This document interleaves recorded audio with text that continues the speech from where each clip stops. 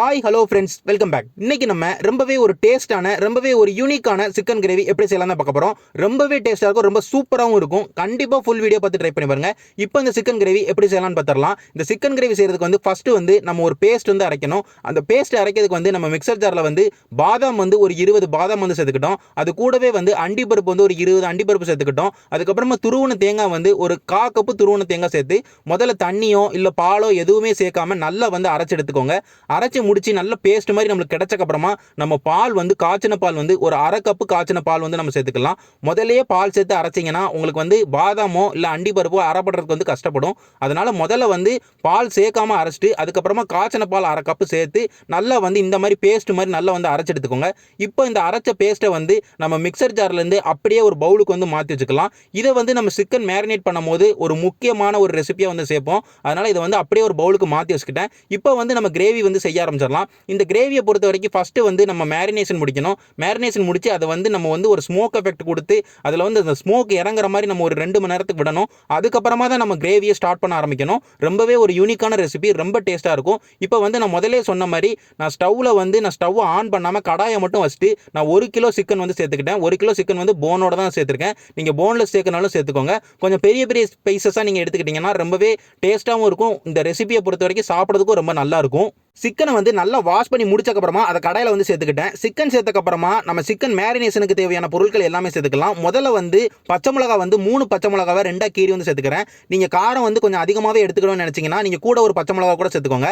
அதுக்கப்புறமா தயிர் வந்து 100 கிராம் வந்து தயிர் வந்து சேர்த்துக்கிட்டேன். 100 கிராம் தயிர்னா கிட்டத்தட்ட உங்களுக்கு 1/2 கப்பு தயிர் வந்து தேவைப்படும். அதுக்கப்புறமா இஞ்சி பூண்டு பேஸ்ட் வந்து ஒரு 3 டேபிள் ஸ்பூன் இஞ்சி பூண்டு பேஸ்ட் வந்து சேர்த்துக்கிட்டேன். அதுக்கப்புறமா பொரிச்ச வெங்காயம் வந்து 2 வெங்காயத்தை நல்லா வந்து பொரிச்சு வந்து சேர்த்துருக்கேன். வெங்காயம் வந்து நல்லா பொரிஞ்சிருச்சுன்னா நம்மளுக்கு வந்து நல்ல ஒரு ஸ்வீட்னஸ் தரும், ஒரு நல்ல இனிப்பு வந்து கொடுக்கும். அது வந்து கிரேவிக்கு வந்து நல்ல ஒரு டேஸ்ட் வந்து தரும். வெங்காயம் வந்து 2 வெங்காயம் பொரிச்ச வெங்காயம் சேர்த்ததுக்கு அப்புறமா நம்ம வந்து கிராம்பு வந்து ஒரு 8 கிராம்பு வந்து சேர்த்துக்கிட்டோம். அதுக்கப்புறமா லெமன் வந்து ஒரு 1/2 லெமனை வந்து புளிஞ்சு விட்டுக்கிட்டேன். அதுக்கப்புறமா நம்ம மசாலா எல்லாமே சேர்த்துக்கலாம். மசாலா என்னெல்லாம் சேர்த்துருக்கேன்னு பார்த்துக்கிட்டிங்கன்னா மிளகுத்தூள் வந்து 1 டீஸ்பூன் வந்து சேர்த்துருக்கேன். அதுக்கப்புறமா கரம் மசாலா வந்து 2 டீஸ்பூன் வந்து சேர்த்துருக்கேன். அதுக்கப்புறமா மல்லித்தூள் வந்து 2 டீஸ்பூன் வந்து சேர்த்துருக்கேன். அதுக்கப்புறமா சீரகத்தூள் வந்து 2 டீஸ்பூன் வந்து சேர்த்துருக்கேன். அதுக்கப்புறமா உப்பு வந்து 1/4 டீஸ்பூன் வந்து சேர்த்துருக்கேன். பத்தலைனா நம்ம திரும்ப வந்து சேர்த்துக்கலாம். ஏன்னா லெமன்லாம் சேர்த்துருக்கனால உப்பு வந்து நம்ம பார்த்து திரும்ப வந்து சேர்த்துக்கலாம். அதுக்கப்புறமா மிளகாய் வத்தல் பொடி வந்து 2 டீஸ்பூன் வந்து சேர்த்துருக்கேன். அது வந்து காஷ்மீரி மிளகாய் வத்தல் பொடி வந்து 1 டீஸ்பூன் வந்து சேர்த்துருக்கேன். சாதா மிளகாய் வத்தல் பொடி வந்து 2 டீஸ்பூன் வந்து சேர்த்துருக்கேன்.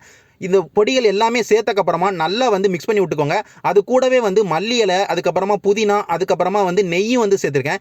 நெய் வந்து ஒரு 1/2 கப்பு நெய் வந்து சேர்த்துருக்கேன். மல்லி இலை ஒரு 1/4 கப்பு, அதுக்கப்புறமா புதினா இலை வந்து ஒரு 1/4 கப்பு சேர்த்து இது எல்லாத்தையும் வந்து நல்லா வந்து மிக்ஸ் பண்ணி விட்டுக்கோங்க. சிக்கனில் வந்து எல்லாமே நல்லா படுற மாதிரி நல்லா மிக்ஸ் பண்ணி முடிச்சக்கப்புறமா நம்ம வந்து இப்போ வீடியோவில் காட்டுற மாதிரி ஒரு கிண்ணத்தை வந்து நீங்கள் சிக்கனில் வந்து எடுத்து வச்சுக்கோங்க உள்ளுக்குள்ள.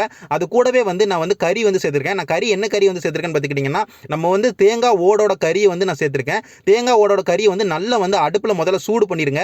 சூடு பண்ணி முடிச்சக்கப்புறமா அந்த கிண்ணத்துக்குள்ளே வந்து வச்சுட்டு நெய்யை வந்து கொஞ்சமாக ஊற்றுனீங்கன்னா அதுல வந்து புகை வந்து நல்லா வர ஆரம்பிக்கும். ஏன்னா தேங்காயோட கறி வந்து நல்லா சூடாக இருக்கிறனால நம்ம வந்து நெய்யை ஊற்றும் போது புகை வர ஆரம்பிக்கும். இந்த புகையை வச்சு தான் நம்ம வந்து சிக்கனுக்கு வந்து நல்ல ஒரு ஸ்மோக் எஃபெக்ட் வந்து நம்ம கிரேவியவே வந்து நல்ல ஒரு வாசனையாகவும் நல்ல ஒரு டேஸ்ட்டாகவும் மாற்ற போகிறோம். நம்ம புகை வர ஆரம்பிச்சக்கப்புறமாவே நம்ம அலுமினியம் ஃபாயிலை வச்சு பேப்பரை வச்சு நல்லா வந்து மூடிடணும். நம்மளுக்கு வந்து புகை எங்கேயுமே வெளியே போகாத அளவுக்கு நல்லா வந்து நம்ம மூடிட்டு அதுக்கப்புறமா நம்ம வந்து இந்த கடாய் லிட்டை வச்சு நல்லா மூடிட்டு ஒரு 2 மணி நேரத்துலேருந்து ஒரு 3 மணி நேரம் இது வந்து ஓப்பன் பண்ணாங்க.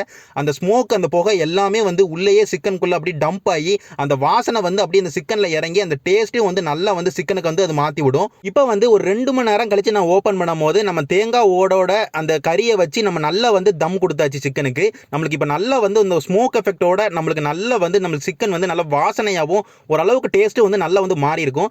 நம்ம எல்லாம் முடிச்சக்கப்புறமா இப்போ மேரினேஷன் வந்து ஒரு கிட்டத்தட்ட ஒரு 2 மணி நேரத்துலேருந்து 3 மணி நேரம் பண்ணியிருக்கோம். பண்ணி முடிச்சக்கப்புறமா இப்போ தான் நம்ம வந்து ஸ்டவ்வை வந்து ஆன் பண்ணணும். ஸ்டவ் ஆன் பண்ணிட்டு தண்ணி எதுவுமே சேர்க்க தேவையில்லை. நம்ம தண்ணியே இல்லாமல் தான் அந்த ரெசிபி வந்து செய்யணும். அதனால் ஸ்டவ் ஆன் பண்ணிட்டு ஸ்டவ்வை வந்து லோ ஃப்ளேமில் வச்சு கொதிக்க விடுங்க சிக்கன் வந்து அது ரிலீஸ் பண்ணுற தண்ணி, அதாவது அது விடுற தண்ணியிலே அது வந்து நல்லா வந்து வேக ஆரம்பிக்கும். நீங்கள் ஒரு 10 நிமிஷம் நீங்கள் வந்து ஸ்டவ்வை வந்து லோ ஃப்ளேமில் வச்சுட்டு மூடி போட்டு வேக வைங்க. மூடியை திறந்துட்டு வேக வச்சிங்கன்னா உங்களுக்கு தண்ணி எல்லாம் சீக்கிரமாகவே வத்திரும். உங்களுக்கு சிக்கன் அவ்வளோ சீக்கிரத்தில் வந்து வேகாது. அதனால் மூடி போட்டு ஸ்டவ்வை வந்து லோ ஃப்ளேமில் வச்சுட்டு ஒரு 10 நிமிஷத்துக்கு கொதிக்க விடுங்க. உங்களுக்கு தண்ணியை வந்து லைட்டாக சிக்கன் வந்து விட ஆரம்பிக்கும். உங்களுக்கு சிக்கன் வந்து தண்ணி வந்து விடலை, ஒவ்வொரு சிக்கனும் வந்து தண்ணி வந்து கூட விடும் கம்மியாக விடும். அது ஒவ்வொரு சிக்கனை பொறுத்து. உங்களுக்கு சிக்கன் வந்து கம்மியாக விட்டுச்சுன்னா என்னோட சிக்கன் வந்து தண்ணி வந்து அவ்வளோவா விடலை, அதனால் நான் வந்து தண்ணி வந்து சேர்த்துக்கிட்டேன். தண்ணி வந்து ரொம்ப வந்து சேர்க்க தேவையில்ல, ஒரு 1/4 கப்பு மட்டும் நீங்கள் தண்ணி சேர்த்தா போதும். அதுக்கப்புறமா அந்த தண்ணியில இருந்தே நீங்கள் உங்களுக்கு சிக்கன் வந்து நல்லா வந்து தண்ணி விட ஆரம்பிச்சிடும். நீங்கள் வந்து பொதுவாக வந்து இந்த ரெசிபி வந்து ரொம்ப வந்து திக்காக இருக்கணும், ரொம்ப தண்ணியாக இல்லாமல் இருக்கணும். அதனால் நீங்கள் வந்து தண்ணி வந்து ஒரு 1/4 கப்பு மட்டும் தேவைன்னா சேர்த்து திரும்ப வந்து ஒரு மூடி போட்டு லோ ஃப்ளேமில் வச்சு கொதிக்க விடுங்க. இந்த ரெசிபி ஃபுல்லாகவே நீங்கள் வந்து லோ ஃப்ளேமில் தான் கொதிக்க விடணும். ஏன்னா தண்ணி வந்து அதிகமாக இல்லாதனால ரொம்ப சீக்கிரமாக வந்து அடிபிடிச்சிடும். அடிபிடிச்சுன்னா நம்மளுக்கு மொத்த டேஸ்ட்டே வந்து மாற்றி விட்டுரும். அதனால் லோ ஃப்ளேம்லேயே வச்சுட்டு ஒரு மூடி போட்டு ஒரு 10 நிமிஷம் திரும்பியும் வந்து நீங்கள் வந்து தண்ணி சேர்த்து நல்லா மிக்ஸ் பண்ணி விட்டு கொதிக்க விட்றீங்க. இப்போ வந்து ஒரு 20 நிமிஷம் ஆயிடுச்சு. இப்போ முக்கால்வாசி நம்மளுக்கு வந்து சிக்கன் வந்து வெந்துருச்சு, தண்ணியும் நல்லா விட்டு பிரிய ஆரம்பிச்சிருச்சு. இப்போ திரும்பியும் வந்து அப்பப்போ வந்து திறந்து போடுங்க. நீங்கள் வந்து 10 நிமிஷம் மூடி போடுறீங்கன்னா ஒரு 2 நிமிஷத்துக்கு ஒரு தடவை நீங்கள் திறந்து பார்க்கணும். ஏன்னா தண்ணி அவ்வளோவா இல்லாதனால நீங்கள் வந்து பார்த்துக்கிடணும்.